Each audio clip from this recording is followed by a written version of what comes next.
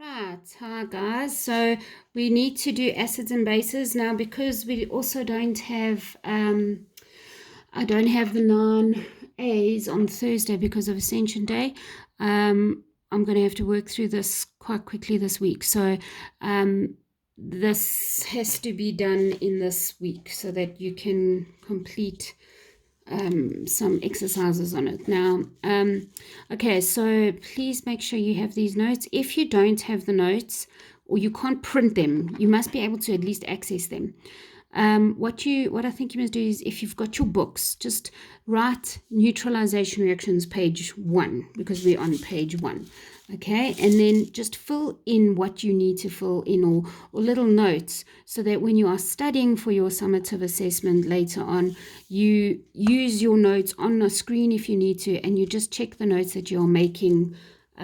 You obviously can watch this video again as well.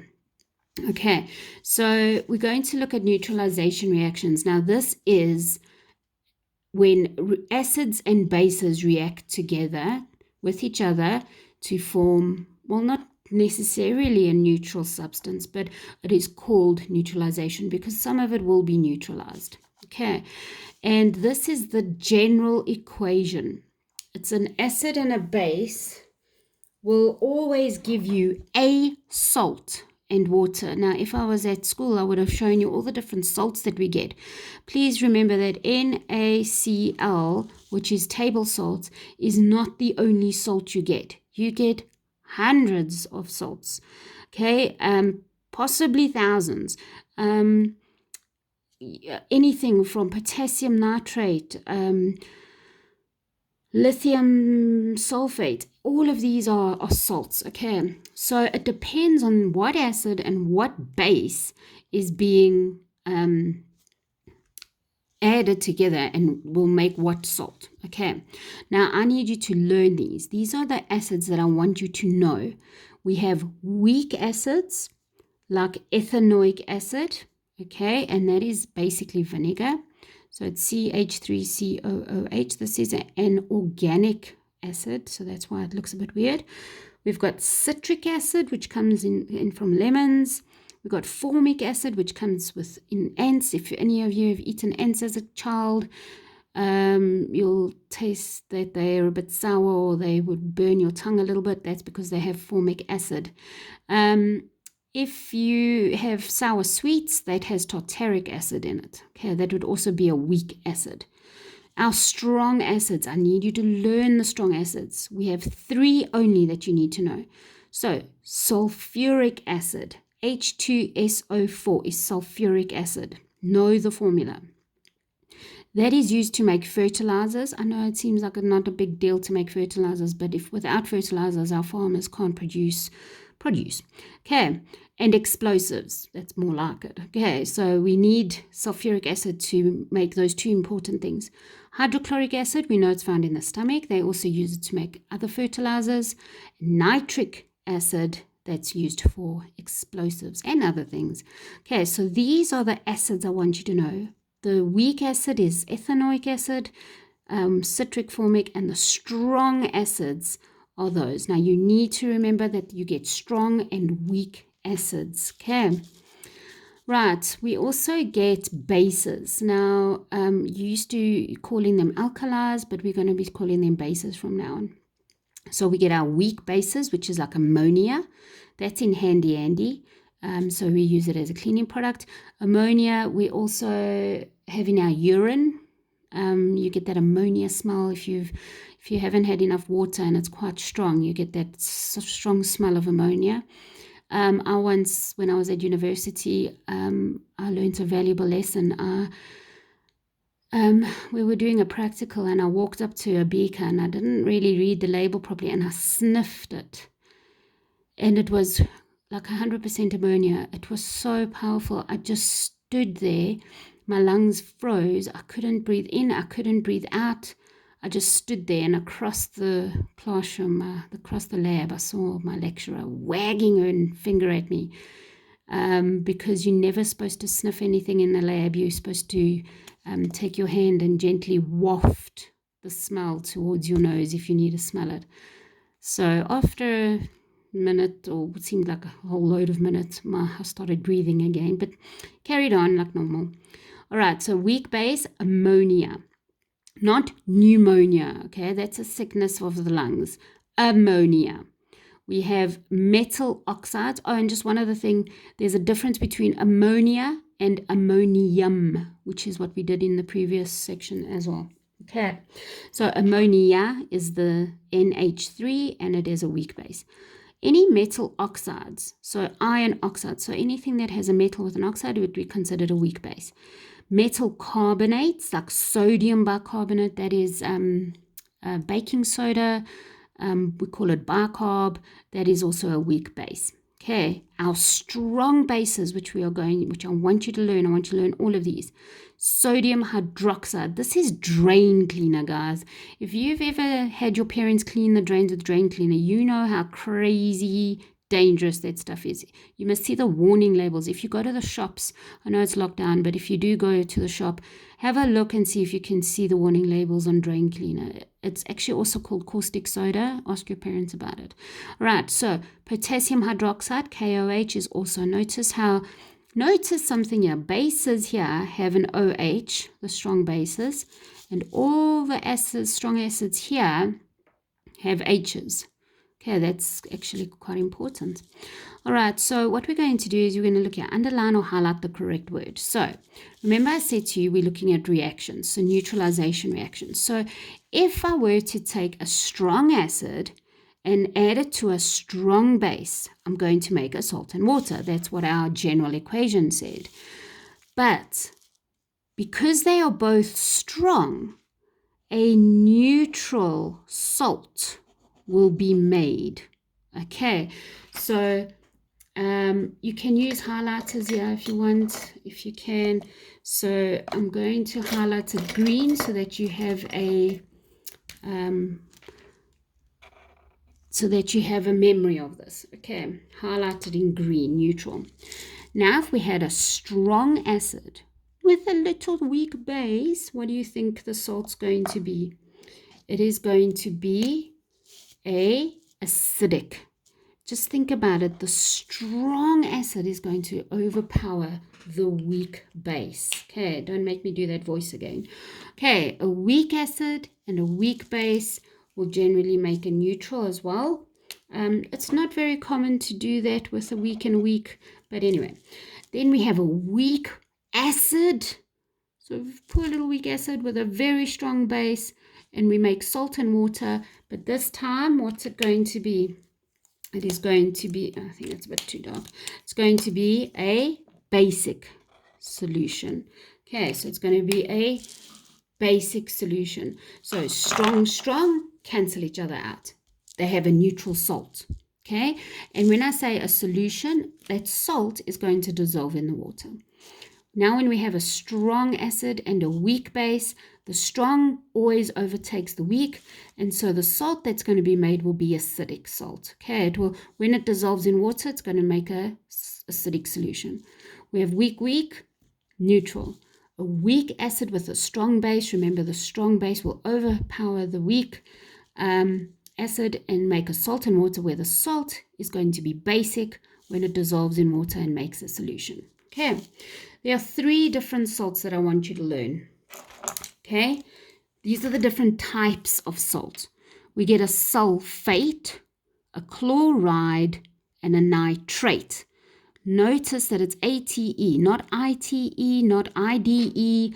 Well, that one is, but this one is sulfate, nitrate. Okay, and we always get a sulfate salt. Okay, now this is not a name of a salt, okay?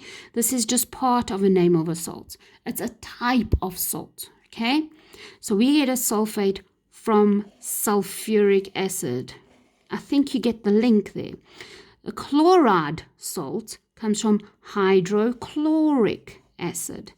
A nitrate salt comes from nitric acid, okay? So those are the type of salts that we get. So the next general equation now, I've underlined this one because I'm underlining that all of these are bases. So a metal oxide, even here when we said our weak bases is a metal oxide. So I'm now going to go acid plus a metal oxide will give me a salt and water. That's what the general equation says. An acid and a base gives me salt and water. So an acid and a metal oxide gives me salt and water. Okay. We will know that this salt will be acidic because that's a weak base. Okay, well, if our acid is strong. All right, so let's take a look. We've got hydrochloric acid with magnesium, that's the metal oxide. Now, you are going to make water every single time here. So just put water every single time. We know that is our general equation. Now let's figure out what salt it's going to be. It is hydrochloric acid. So what salt will we make? This says, yeah, chloride is made from lead. So we know it's going to be, a chloride. What type of chloride? The metal now bonds with that chloride.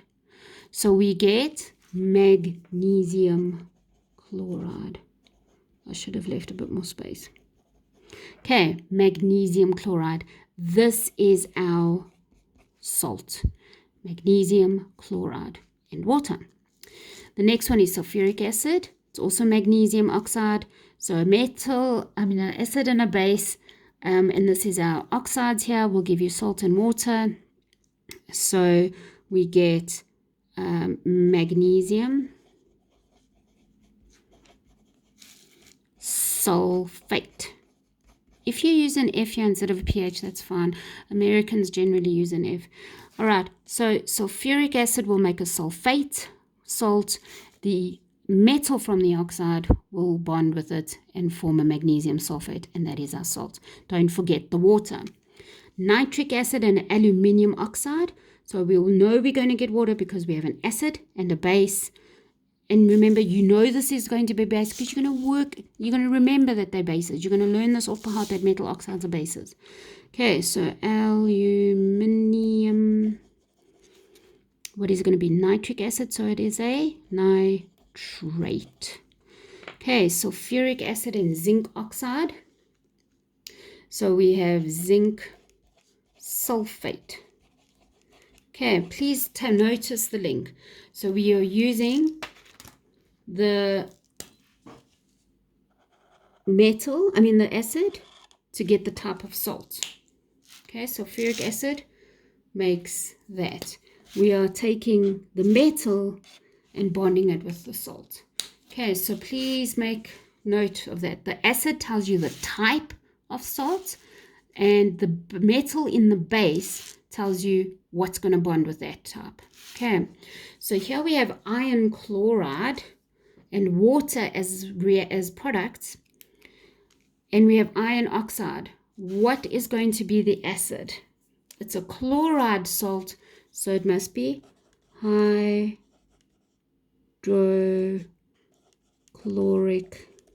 acid. Okay, nitric acid plus what gives me sodium nitrate? Well, the nitric gives me the nitrate, so sodium what?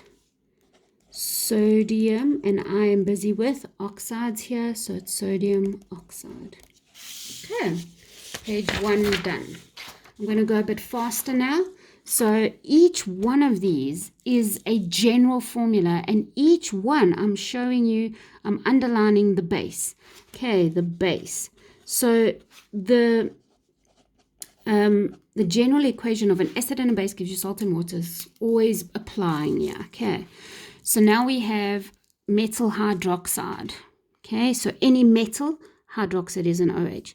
Okay, so yeah, I've got nickel, got potassium, got copper, got iron, any of those. Okay, right, so we have hydrochloric acid, so plus a base. So we know it's an acid plus a base. So we know water's coming. I can just put it. I know water's coming. Acid and a base will always give me water plus a salt. We have hydrochloric acid. What type of salt? A chloride. What salt? Nickel chloride. Okay, this should be okay with you guys so far. Okay, sulfuric acid and potassium. So we've got potassium sulfate is our salt. We've got nitric acid and copper, so we know it's copper nitrate. Remember, the type of salt comes from the acid, and the metal that it's bonded to comes from the base. Sulfuric acid and iron hydroxide, so we get iron sulfate. Sorry. Okay, iron sulfate. Here we have an iron nitrate and water, so I know that it's going to be a nitric acid. Okay, nitric acid plus what gives me calcium nitrate. The nitrate comes from the nitric acid. The calcium is going to be part of the base. Okay, and so it's a hydroxide. Now, girls, if say I give you this, all right, and you don't know if it's a hydroxide or an oxide, either will be fine. Okay, either will work, because it will always give you that as well. So unless I specify it's a hydroxide or whatever, it's fine. All right, now this is where it starts. We start to shake things up a bit. So here we have an acid and a metal carbonate. So we know carbonate is a base, and it's CO3. And now because of that CO3, we get our salt and our water, but we also get carbon dioxide here. The minute you see carbonate, you must think carbon dioxide. Okay, so we know we're getting a salt and water, and because it's a carbonate base, we get carbon dioxide. So water, we know we can just write it. It is a standard.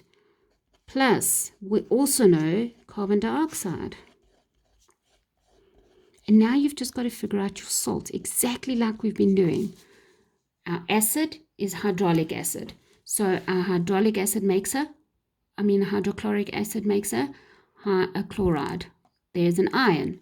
So it's iron with that gives me iron chloride. Sulfuric acid gives me a sulfate. Calcium, and that gives me calcium sulfate. Nitric acid is a nitrate plus potassium. Potassium nitrate. That's the salt. Remember, these are all your salts. Okay, last one here, sulfuric acid and lithium carbonate. We have lithium sulfate. Okay, here we have an iron sulfate, so we know that it will react with sulfuric acid. And our nitric acid, I've used beryllium. Beryllium nitrate, so we know it's beryllium. And now because we can see it's carbon dioxide, now you don't have to guess. Now you know it must be a carbonate. It's not like the hydroxides and the oxides. Because of that carbon dioxide, we do that. Okay, I'm going to show you I'm sure you've done the test for carbon dioxide. I'll show you that a bit later. Okay, second last page and then we're done. Okay, hydrochloric acid. So now this is different too. Okay, make sure you understand that this one and the carbonate is different. Look what this is. Notice I didn't underline it. Well, I did now, but I didn't underline it with that black line. Okay, it is not a base. It is a metal, an acid with a metal. So I'm showing you something else here. Now we will get a salt. All of this, we will get a salt. But because it is metal, but without an oxide, without a hydroxide, without a carbonate, just metal by itself, we only get hydrogen, H2 gas. All right. That's all we get. So metal in an acid. So I wish I could do this experiment. I must actually maybe look for some experiments for you guys to look at next week. You put a metal piece in an acid and you'll see the bubbles that are created from the hydrogen. Okay. So let's take a look. We have hydrochloric acid and sodium. So what is our salt going to be? Our salt is going to be sodium, and it's hydrochloric, so it's chloride, sodium chloride, plus hydrogen, because it's just a metal by itself with acid. Here we've got sulfuric acid and lithium. So I've got lithium sulfate because of the sulfuric acid plus hydrogen. This is what's called a general word equation up here. Okay, all of them are general.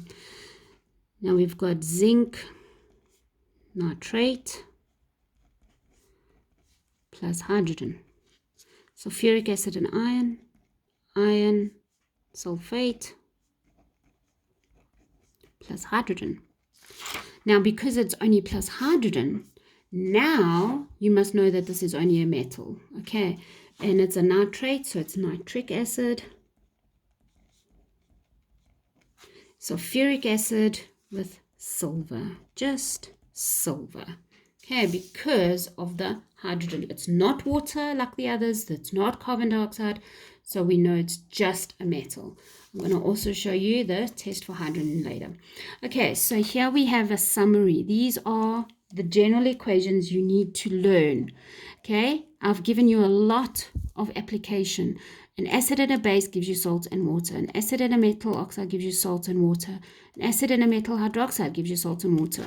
All of these are bases. Base.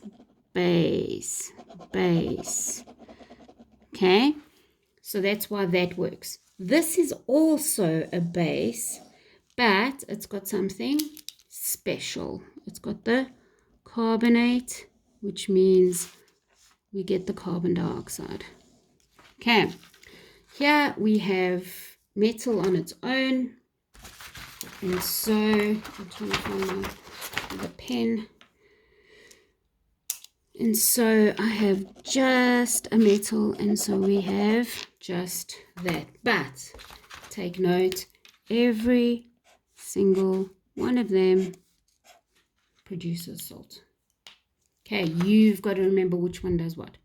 There is an extra practice, but I'll first want to do the next page with you, then you can carry on with the extra practice. I think for a change, 9B, you get to do your extra practice now today, but 9A, you're going to have to, I'm really, really sorry, but we're running out of time.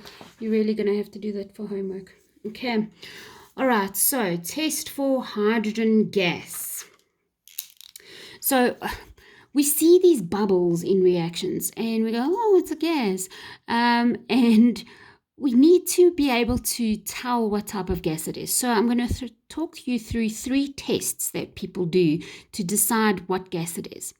So if you see bubbles coming up, now what can happen here, they're showing the actual bubbles.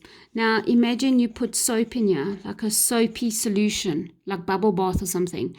And this metal in an acid, so we know it's going to be H2 that's floating up here. Okay, you won't see the bubbles up here. You'll see the bubbles in here. Okay, but if you had a soapy solution, you'll see them as bubbles coming up. Okay, so what happens is that if it is hydrogen, and you put a burning match or a splint, okay, a burning splint, it just means a stick, it will make a popping sound when it comes into contact with hydrogen. If it doesn't make the popping sound, then it's not hydrogen, okay? So the popping sound is actually a mini explosion. Hydrogen is extremely flammable and causes a combustion reaction. So it actually, the hydrogen in these little bubbles, if we had to put soap in here, okay, to make the bubbles, it would react with a combustion reaction. Now, a combustion reaction is between hydrogen and oxygen. Okay, so when the match is brought near, it goes pop, and it reacts with the oxygen in the air. What does hydrogen and oxygen make? Think about this. hydrogen and oxygen. It makes water. Okay, so the product of this test is water. And that's why people say, if only we can fuel cars on hydrogen gas, but it's so dangerous. Okay, it's very, very flammable. And your byproduct is water. Okay, so let's just go through it over here. This is what I would have done with you in class. I would have done it exactly like this. So you put zinc, you put here, this one has hydrochloric acid and zinc. So this would be a chloride salt that's been made in here. So it would be a zinc chloride salt.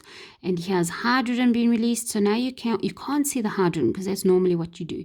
And I would have had my finger over it, holding the gas in. And as soon as you move a finger, you put a burning flame and it goes pop.